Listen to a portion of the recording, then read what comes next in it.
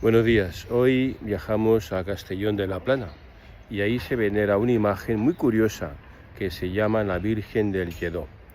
¿Cuál es su origen? Bueno, pues según la tradición, un labrador labrando en aquel lugar la tierra en la que hay un santuario, se encontró con una imagen de la Virgen. Estaba cerca de un almez, es un árbol, o almezo, o en valenciano lledó. La llevó a la autoridad eclesiástica, que mandó que se custodiara en la parroquia, pero la Virgen volvió otra vez a aparecer en el mismo sitio, de lo que dedujeron que la Virgen quería quedarse allí, y por eso se construyó un santuario en aquel lugar. Bueno, ese es el origen, estamos hablando del siglo XIV. Realmente la imagen, por lo que parece, es mucho anterior, nos remontamos a casi 9 siglos anteriores, al siglo IV o V.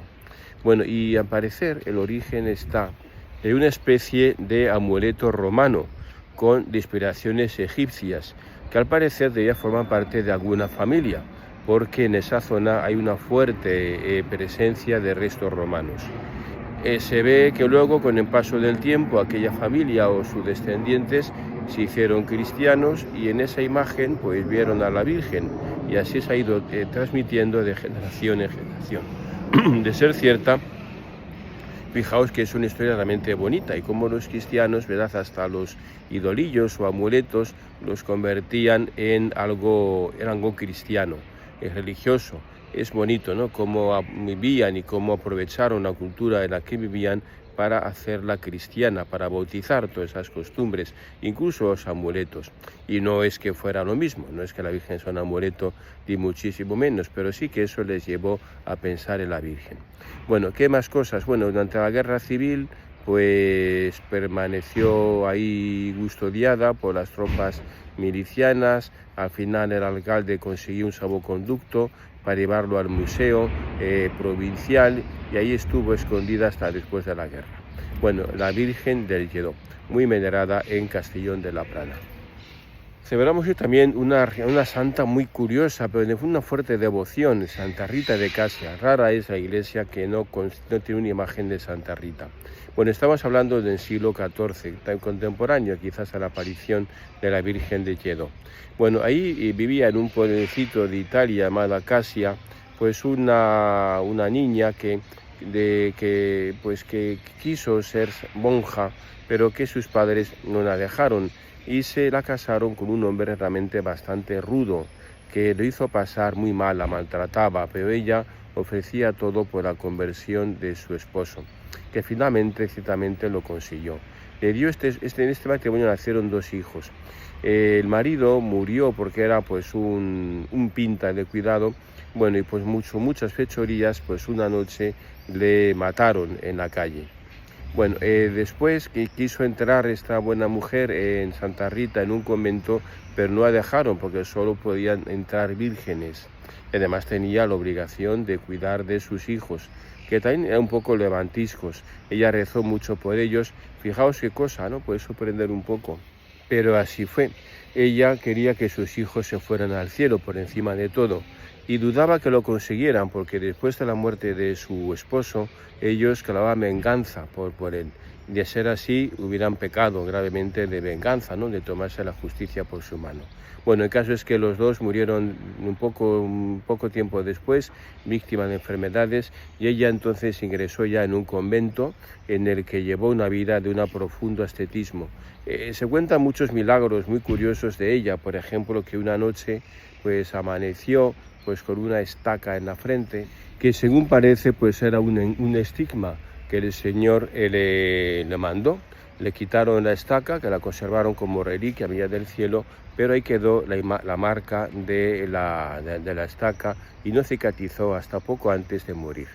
Bueno, ¿qué más cosas? Se cuenta también el milagro de la rosa, que un día pues ella daba pan a los pobres, pero un día el bruto de su marido la pilló y al abrir el regazo donde llevaba el pan se convirtió en rosas. Así asoció también, como recordáis, en Valla Santa, Santa Isabel de Portugal y Santa Isabel de Hungría, ¿Qué más cosas? Bueno, están las abejas blancas, que se cuenta, ¿no?, una leyenda que entraban en la boca de la pequeña Rita y que sin hacerla daño. Esas eran una especie de abejas muy curiosas que un papa pues quiso llevarlas a ver, para examinarla, pero la abeja pues voló y volvió a su mismo sitio. Abejas que viven en los muros ahí del monasterio de Casia y que aún hasta hoy siguen viviendo. Unas abejas, como digo, muy especiales que afloran por Semana Santa y que ahora por mayo, pues ya en el día de la fiesta de Santa Rita, dejan ya de aparecer. Bueno, pues son cosas muy curiosas, pero una santa que tiene una profunda devoción y arraigo en el pueblo cristiano. Bueno, y el Evangelio, de primera lectura, seguimos, ayer lo dejamos, que se inauguró el Concilio de Jerusalén. Y ahí decidieron, después de verlo claramente, los apóstoles sobre todo, y Santiago especialmente, y Pedro en un discurso muy bonito que pronuncia, en el que hace ver cómo él también era reacio a todo eso, pero que le convenció pues la intervención del Espíritu Santo, para la conversión de Cornelio. ¿Os acordáis, no?, cómo el Espíritu Santo vino también sobre él y su familia? Y entonces se entiende que si el Espíritu Santo ha venido sobre ellos, sobre aquellos gentiles, igual que vino sobre ellos, pues quiere decir que no hacía falta, por tanto, vivir la ley de Moisés. Fijaos que este concilio fue clave, porque abrió las puertas de la Iglesia a los gentiles, y de no ser así, pues hubiera sido mucho más complicado todo. Y el argumento es que la salvación nos viene por Cristo, no nos viene por la ley de Moisés. La ley de Moisés era una figura, era un preparativo para la figura de la salvación de Cristo.